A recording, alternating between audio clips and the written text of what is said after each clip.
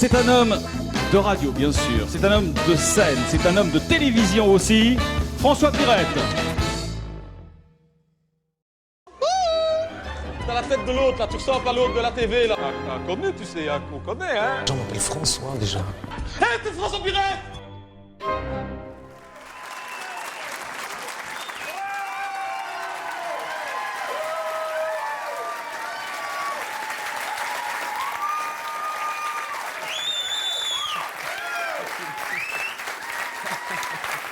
Merci beaucoup.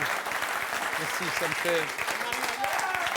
ça me fait d'autant plus plaisir que vous soyez venus nous voir ce soir, que c'est gratuit dans 2 jours à la télé. Je suis vraiment touché. C'est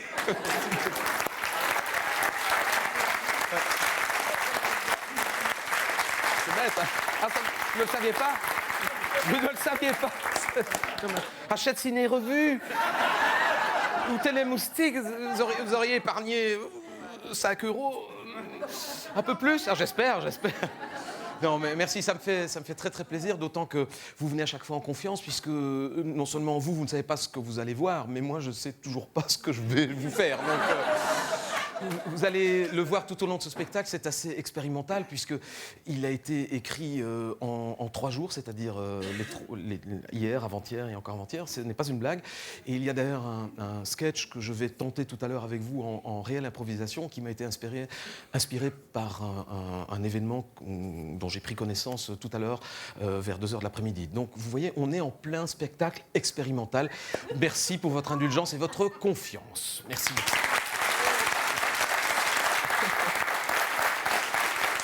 Et avec votre permission, j'aimerais remercier mon équipe technique, particulièrement aujourd'hui, surtout 3 de mes régisseurs qui ont en une journée gonflé tout ce décor à la bouche.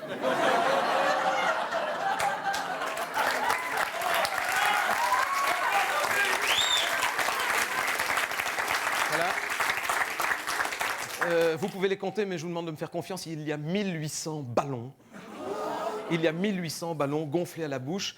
Mes 3 régisseurs qui se trouvent en ce moment à l'hôpital André Veuzal, en pneumologie aux soins intensifs. On pense à eux. Merci pour eux. Voilà.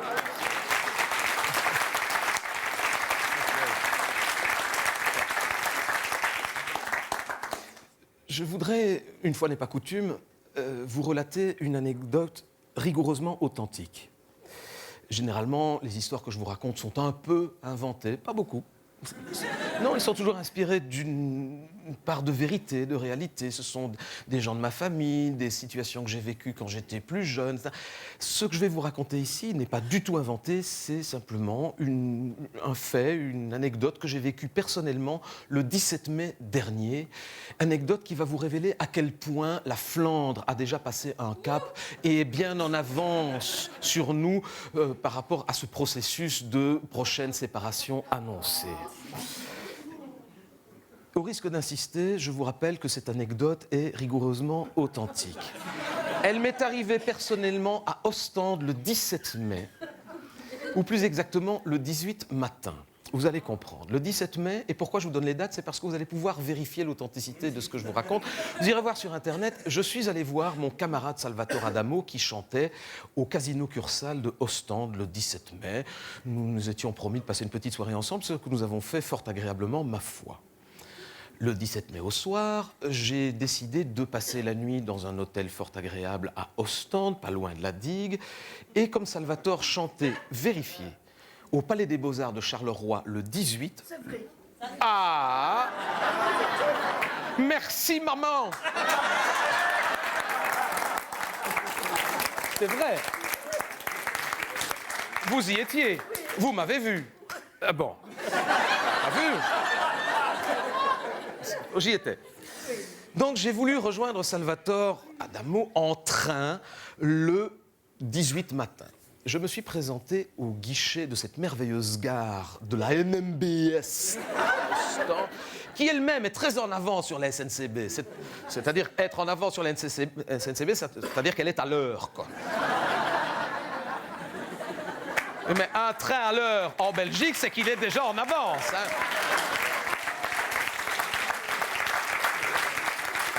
Et vous allez comprendre par cette anecdote authentique à quel point la Flandre est déjà beaucoup plus loin dans ce processus, puisque j'ai fait la file comme tout le monde. Et cette file était assez longue, les gens étaient nombreux à vouloir aller vers Bruxelles, je ne sais pas où, devant ce guichet de trafic intérieur.